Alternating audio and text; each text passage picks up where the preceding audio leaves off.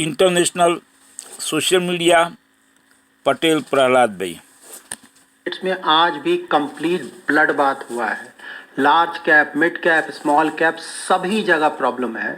यहाँ पे of course ये प्रश्न उठता है कि भाई सभी कुछ पॉजिटिव, इतना कुछ पॉजिटिव आ रहा है, फिर भी स्टॉक मार्केट पे फर्क क्यों नहीं पड़ रहा है ना। मतलब बजट आया, पॉजिटिव आया, उसके बाद आरबीआई का रेट कट भी हो गया, उसके बाद दिल्ली का इलेक्शन था, जो करंट गवर्नमेंट है, सेंट्रल गवर्नमेंट है, उसने दिल्ली भी जीत लिया। तो ये सभी कुछ पॉजिटिव न्यूज़ में माना जाएगा, लेकिन स्टॉक मार्केट पे कुछ असर ही नहीं हो रहा है, लगातार गिर रहा है। तो इस वीडियो में हम डिटेल में जानेंगे कि स्टॉक मार्केट में चल क्या रहा है, आने वाले समय में क्या और भी ज़्यादा गिरावट आ सकता है, जिसके चांसेस हैं, और वो गिरावट क्यों आएगा ऑफ कोर्स मैं आपको डिटेल में बताऊंगा। अगर आप लॉन्ग टर्म में शेयर मार्केट से काफ़ी अच्छे रिटर्न जनरेट करना चाहते हैं और शॉर्ट टर्म में पैसा गंवाना नहीं चाहते हैं, तो पूरा वीडियो जरूर देखें। पसंद आए तो लाइक और शेयर करें। वैसे लोग जो कि लगातार हमारा यूट्यूब वीडियोस वॉच कर रहे हैं, लेकिन अभी तक जिन्होंने सब्सक्राइब नहीं किया है, जरूर सब्सक्राइब करें, क्योंकि इस तरह के वोलाटाइल मार्केट कंडीशन में हमारे वीडियोस आपके इन्वेस्टमेंट जर्नी में आपकी मदद कर सकते हैं। तो सबसे पहले स्टार्ट करते हैं आज के मार्केट से कि आज हुआ क्या एग्जैक्टली। यहाँ पे देखिए Indian stock markets, large cap, mid cap, small cap, micro cap. Large cap relatively कम गिरा है, लेकिन नीचे तो ब्लड बात हुआ है, कंप्लीट ब्लड बात। ऐसा क्यों हुआ है, ऐसा क्या हो गया, ठीक है। तो वर्ल्ड मार्केट्स देख लेते हैं कि ऐसा कुछ हुआ है क्या वर्ल्ड में। तो देखिए एशियन मार्केट्स तो अभी भी हांगकांग का मार्केट देखेंगे या फिर चाइना का मार्केट देखेंगे, परफॉर्मेंस ठीक चल रहा है, और बाकी फ्लैट है। मतलब ऑस्ट्रेलिया का मार्केट या फिर जापान का मार्केट देखें तो फ्लैट है, कोई खास फर्क वहाँ पड़ा नहीं है। यहाँ पे यूरोपियन मार्केट्स का परफॉर्मेंस देख सकते हैं। यूएस मार्केट देखिए, मोस्ट इंपॉर्टेंट मार्केट मैं हमेशा बताता हूँ, यही देखिए आप। यहाँ पे देखिए, यहाँ भी मार्केट बुरी तरह से गिरा था यूएस मार्केट। क्यों गिर रहा है यूएस मार्केट? क्योंकि वहाँ पे जो इन्फ्लेशन का डर है वो बढ़ रहा है कि इन्फ्लेशन यहाँ से बढ़ सकता है या फिर एटलीस्ट घटेगा नहीं। और साथ ही वहाँ पे जो एम्प्लॉयमेंट है वो काफ़ी अच्छा नंबर आ रहा है।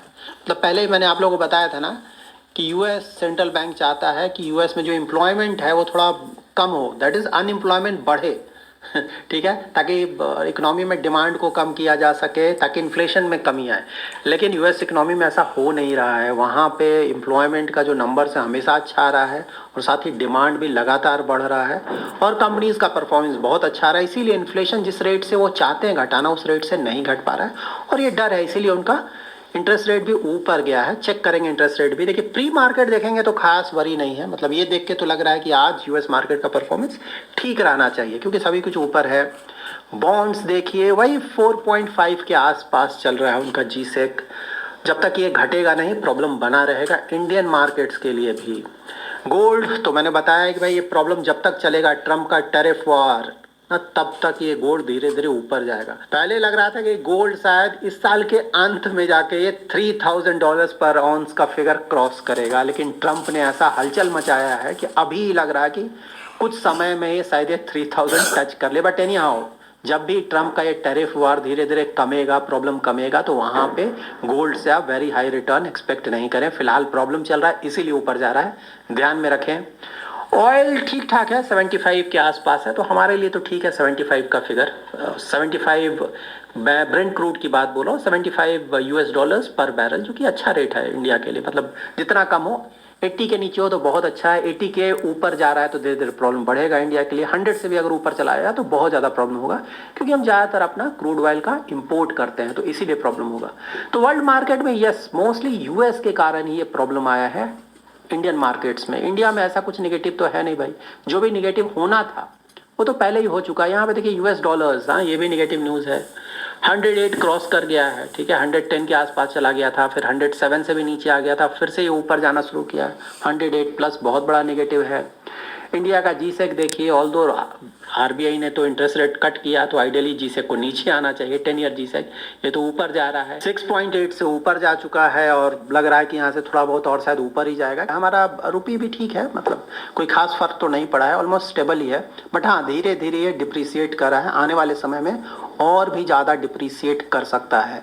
यहाँ पे आपको सिर्फ दो चीज़ों का ध्यान रखना है, मैंने हमेशा बताया है। आप देखिए यूएस का 10 ईयर जीसेक कहाँ जा रहा है, और जो डॉलर इंडेक्स है वो कहाँ जा रहा है। देखिए जब तक वहाँ पे कमी नहीं आएगा, तब तक आप मान कर चलें कि FIIs इंडिया में नहीं आएंगे। ये सब तो कुछ निगेटिविटी था जो मैंने आपको बताया, ठीक है। लेकिन हमेशा मैंने आपको बताया है कि स्टॉक मार्केट में आप अगर लॉन्ग टर्म तक बने रहना चाहते हैं तो आपको सिर्फ अपने इकोनॉमी को देखना है। जिस भी कंट्री में इन्वेस्ट करें उसका इकोनॉमी कैसा कर रहा है, ठीक है। आप लोग का एक कमेंट भी आया था किसी का कि स्टॉक मार्केट 100% लक है, ठीक है। इस पे मैंने एक डिटेल वीडियो भी पब्लिश किया था। ये बिल्कुल सही बात है कि जो स्टॉक मार्केट है वो 100% लक होता है, इसमें कहीं कोई डाउट नहीं है। लेकिन 100% लक तभी है जब आप बिना सोचे समझे अपना इन्वेस्टमेंट करेंगे, नंबर 1, और नंबर 2 शॉर्ट टर्म के लिए इक्विटी में इन्वेस्टमेंट करेंगे, तब ये 100% लक है। ये तो काफ़ी समय से मैं आप लोगों को समझा रहा हूँ ना, होपफुली आप में से काफ़ी लोग ये समझ भी गए होंगे। अगर आप सोच समझ कर अपना इन्वेस्टमेंट करते हैं, दैट इज अच्छे क्वालिटी के स्टॉक्स में इन्वेस्टमेंट करते हैं, अच्छे क्वालिटी के म्यूचुअल फंड स्कीम्स में इन्वेस्टमेंट करते हैं, पोर्टफोलियो को डाइवर्सिफाई करके रखते हैं और लॉन्ग टर्म इन्वेस्टमेंट होराइजन के साथ अपना रिस्क प्रोफाइल चेक करके इन्वेस्टमेंट करते हैं, वहां पे प्रॉब्लम नहीं होना चाहिए। ठीक है, सही बात है, स्टॉक मार्केट में प्रॉब्लम आया, लेकिन सिर्फ आप ये लास्ट 4-5 मंथ्स का नहीं देख सकते हैं। चलिए कोविड से स्टार्ट करते हैं ना। कोविड में तो बुरी तरह से गिरा था, ठीक है। सरकार भी यही था, ऐसा नहीं कि उस समय कोई दूसरा सरकार था, कोविड के समय बुरी तरह से गिरा। उसके बाद से तो लगातार परफॉर्मेंस आया। 2020 इनफैक्ट कोविड के साल भी स्टॉक मार्केट ने 15% के आसपास का रिटर्न दे दिया था। 21 अगेन बहुत अच्छा रिटर्न। 22 में मार्केट फ्लैट रहा था, लेकिन इंडियन मार्केट फ्लैट था, लेकिन वर्ल्ड वाइड दूसरे मार्केट्स को देखें, इवन यूएस मार्केट का देखिए रिटर्न ऑफ 2022 बुरी तरह से गिरा था, ब्लड बाथ हुआ था, लेकिन इंडियन मार्केट उसको झेल गया था, ठीक है। 23 फिर से रिटर्न, 24 फिर से रिटर्न, 25 में थोड़ा प्रॉब्लम आ रहा है। देखिए 24 में भी मतलब 8% 8-9% का तो रिटर्न आया है ना, ऐसा तो नहीं है कि वो नेगेटिव में आया था इंडियन मार्केट्स।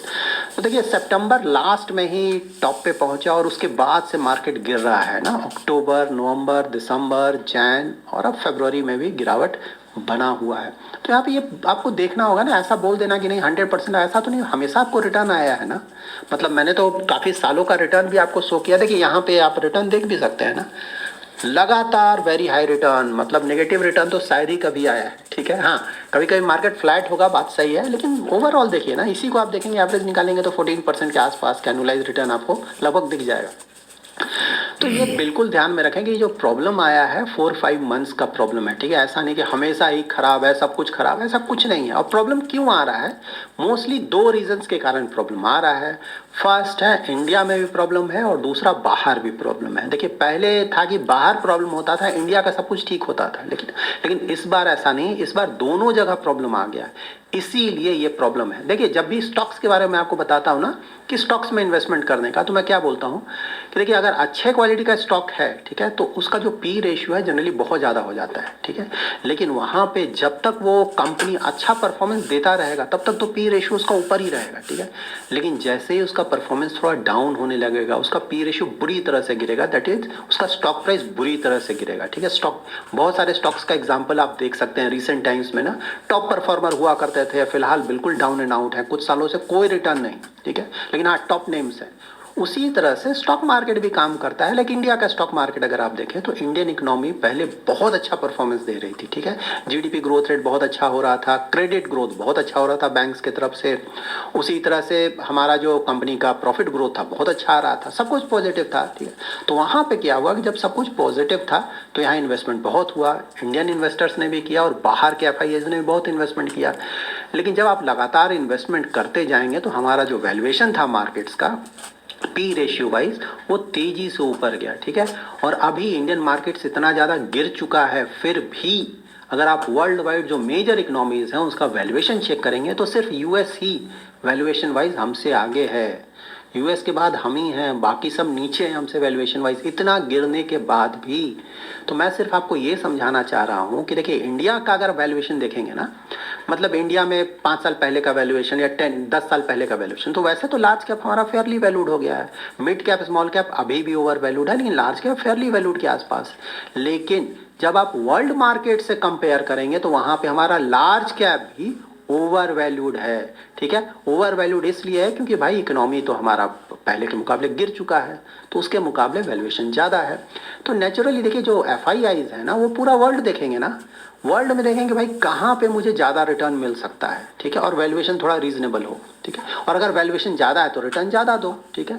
तो वहाँ पे वो फंडामेंटल देखेंगे कि भाई आपका जो कंट्री है उसका फंडामेंटल कैसा चल रहा है, किस तरह का कंपनी ना प्रॉफिट ग्रोथ जनरेट कर सकती है, इस सब पे डिपेंड करेगा। तो उन्हें फिलहाल यूएस अच्छा लग रहा है, उन्हें लग रहा है कि भाई ट्रम्प आ गए हैं, टैक्स कट करेंगे तो यूएस इकोनॉमी ऑलरेडी अच्छा कर रहा है और भी ज़्यादा अच्छा कर सकता है, तो वहाँ पे और भी ज़्यादा रिटर्न आ सकता है, इसीलिए वहाँ पे भाग रहे हैं। प्लस वहाँ का इंटरेस्ट रेट भी अभी फिलहाल ज़्यादा है, डॉलर भी स्ट्रॉन्ग रहा है, बहुत कुछ पॉजिटिव है। इंडिया में तो सब कुछ नेगेटिव है भाई, ठीक है। यहाँ पे मतलब अगर इंडियन इकोनॉमी को देखें तो सही बात है ना, सेकंड क्वार्टर तो बिल्कुल ठप हो गया, सब कुछ बर्बाद हो गया, लेकिन हाँ उसके बाद से ऊपर आ रहा है, ये भी बात सही है। यहाँ पे ये भी बात सही कि भाई हमने कौन कौन से ट्रिगर्स का वेट कर रहे थे, हम वेट कर रहे थे बजट अच्छा आ गया, उसके बाद आरबीआई का रेट कट वो भी आ गया, बहुत बड़ा पॉजिटिव। एक छोटा सा ट्रिगर, मतलब दिल्ली तो बहुत इंपॉर्टेंट नहीं है ना, वो भी स्टेट इलेक्शंस थे तो इंपॉर्टेंस तो नहीं, लेकिन हाँ एक पॉजिटिविटी के लिए आप मान सकते हैं, तो चलिए वो भी एक पॉजिटिव ट्रिगर आया।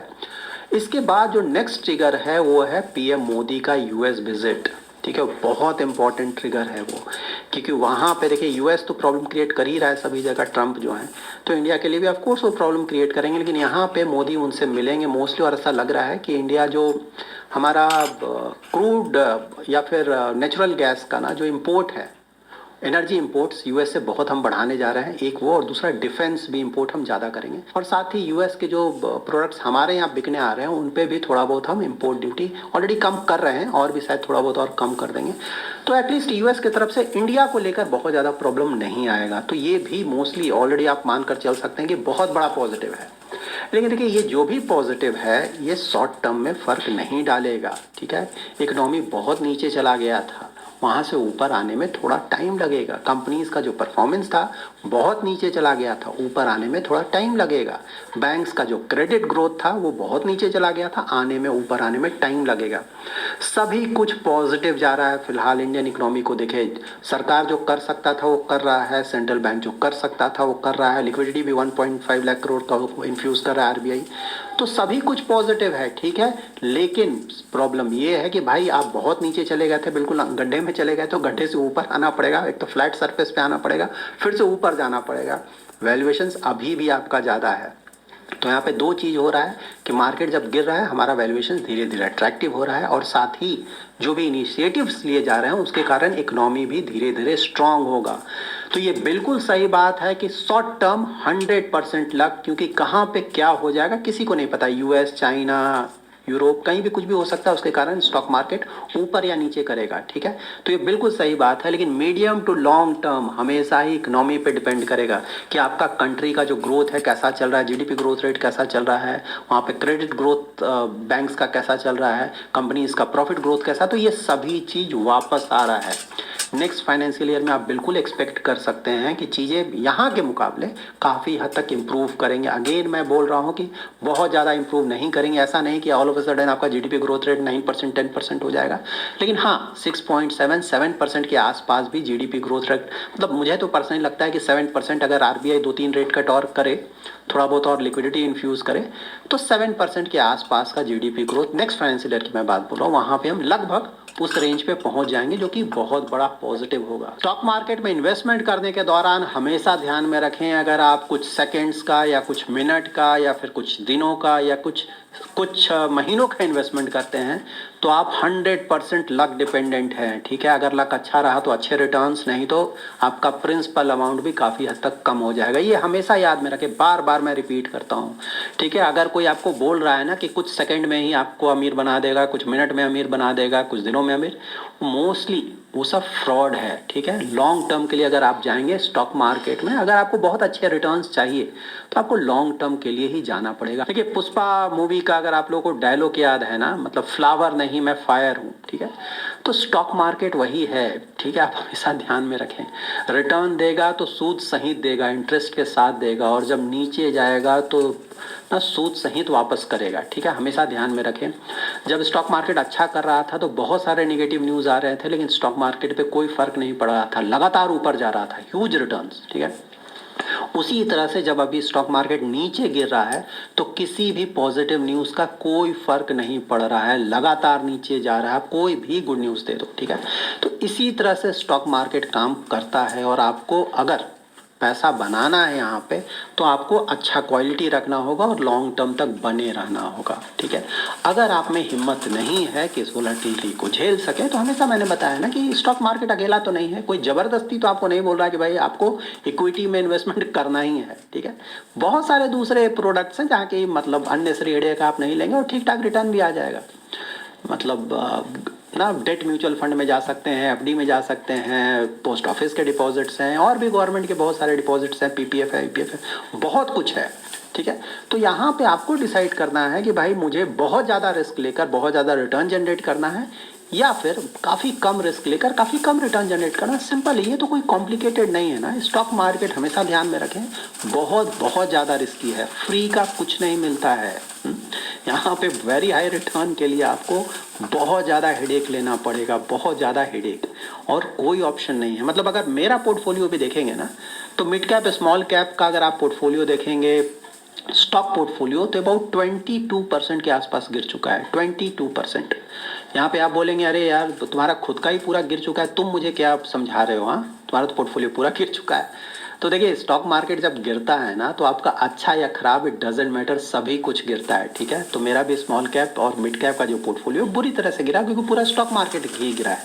लेकिन अच्छा और खराब में डिफरेंस ये है कि जब मार्केट ऊपर जाएगा तो अगर आपके अच्छे क्वालिटी के स्टॉक्स हैं तो वापस आ जाएंगे, अच्छा रिटर्न आएगा। और घटिया क्वालिटी के जो जंक स्टॉक्स होते हैं ना, पेनी स्टॉक्स, जंक स्टॉक्स, जिनका कोई फंडामेंटल नहीं है, आपने सिर्फ किसी से सुनकर ले लिया, उसमें से ज़्यादा चांसेस हैं कि वो वापस नहीं आएंगे, आपका रिटर्न नहीं आएगा। तो ये डिफरेंस है, ठीक है। एक तो ये, दूसरा आप ये भी पूछ सकते हैं कि आप जनरली बोलते हो कि मिड कैप स्मॉल कैप में ज़्यादा एक्सपोजर नहीं लो, आपने क्यों बहुत ज़्यादा एक्सपोजर लिया है। इसका रीज़न ये है कि आपको ये देखना है कि भाई मेरा रिस्क प्रोफाइल क्या है, मेरा इन्वेस्टमेंट होराइजन क्या है और मेरा मार्केट नॉलेज क्या है, आपको ये सब देखना होगा ना, ठीक है। तो मेरा वर्क एक्सपीरियंस 16 ईयर प्लस का है स्टॉक मार्केट में, तो काफ़ी समय से हूँ, और रिस्क प्रोफाइल मेरा वेरी एग्रेसिव है, बहुत ज़्यादा रिस्क ले सकता हूँ, और इन्वेस्टमेंट होराइजन 10 ईयर से ज़्यादा है। तो अगर आप में भी ये सब है तो बिल्कुल आप भी ज़्यादा एक्सपोजर ले सकते हैं।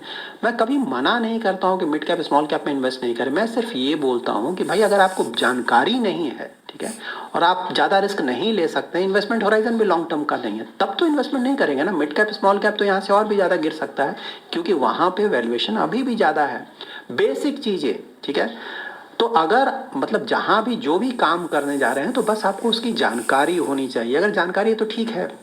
देखिए हमेशा ध्यान में रखें ना, जैसे आपको खीर बनाना है, तो सब कुछ कितना भी अच्छा डाल देना, उसमें काजू किशमिश कुछ भी डाल दें, लेकिन खीर में अगर आप चीनी की जगह पे नमक डाल देंगे तो वो हमेशा ही खराब बनेगा, उसको तो आप कुछ नहीं कर पाएंगे ना। स्टॉक मार्केट में भी यही है। जो भी स्टॉक मार्केट का जो प्रोडक्ट्स है ना, जैसे इक्विटी है तो उसमें अच्छे क्वालिटी के स्टॉक्स को सेलेक्ट करें। म्यूचुअल फंड में अगर आप इन्वेस्ट कर रहे हैं तो इक्विटी म्यूचुअल फंड में डाइवर्सिफाइड फंड्स को सेलेक्ट करें, large cap, mid cap, small cap, multi cap, flexi cap. वहाँ पे सेक्टर फंड से बच के रहें, थीमेटिक फंड से बच के रहें, factor fund like momentum fund, ये सबसे बच कर रहें। अगर आपको उसकी उसे इन्वेस्ट कर रहे हैं तो आप कहीं भी इन्वेस्टमेंट कर सकते हैं, वो अलग चीज़ है, ठीक है। तो मैं सिर्फ आपको यही बताना चाह रहा हूँ, लगातार अपना इन्वेस्टमेंट होराइजन बढ़ाते रहें और क्वालिटी अच्छा रखें। मार्केट की जानकारी नहीं है तो किसी एक्सपर्ट का हेल्प लें कि भाई मेरा पोर्टफोलियो ठीक है कि नहीं, ताकि एटलीस्ट मार्केट जब रिकवर करे तो मेरा पैसा वापस आएगा कि नहीं, ठीक है। और अगर आपका सब कुछ घटिया क्वालिटी का है तब तो वहाँ बिल्कुल प्रॉब्लम होगा, तो ये ध्यान में रखें। यूएस मार्केट में इन्वेस्टमेंट से रिलेटेड आप लोग के बहुत सारे क्वेरीज आते हैं कि क्या पूरा इन्वेस्टमेंट वहाँ कर दें, काफ़ी ज़्यादा एक्सपोजर ले लें। देखिए हमेशा ध्यान में रखें कि ट्रम्प के बारे में मैंने आपको क्या बताया है कि बहुत लकी प्रेसिडेंट हैं, ठीक है। यहाँ पे उनको बहुत अच्छा इकोनॉमी मिला है, सिर्फ इसको मेंटेन कर लें तो बहुत अच्छी बात होगी। अगर कुछ ज़्यादा इधर उधर करेंगे तो इकोनॉमी को ख़राब कर देंगे, ठीक है, ये ध्यान में रखें।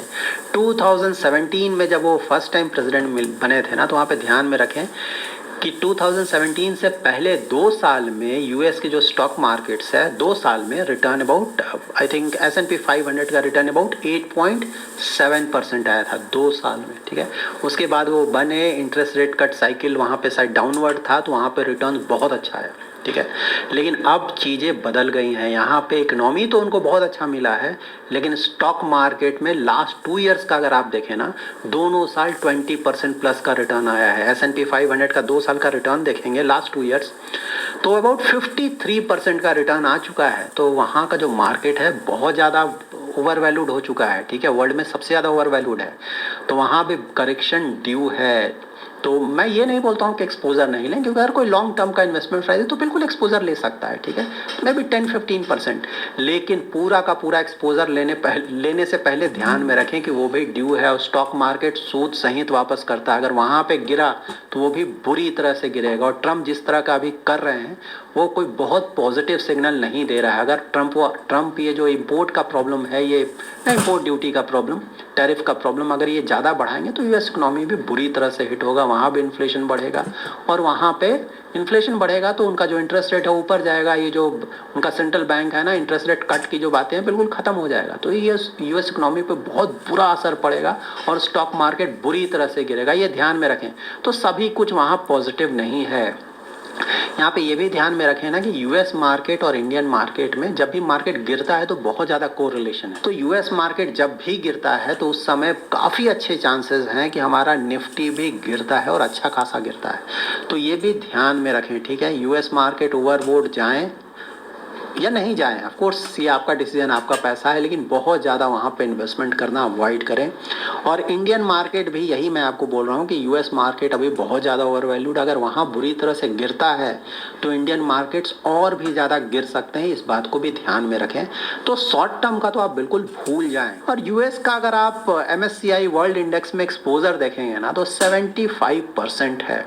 कोई भी करेक्शन वहाँ पे बड़ा हुआ तो पूरा का पूरा वर्ल्ड मार्केट मतलब बैठ जाएगा। और जो भी उनका रिटर्न आ रहा है लास्ट 2 ईयर से खासकर, वो कहाँ से आ रहा है? एप्पल, माइक्रोसॉफ्ट, अमेजॉन, अल्फ़ाबेट और एनवीडिया, यही कुछ बड़ी कंपनीज हैं जहाँ की ज़्यादातर रिटर्न आ रहा है।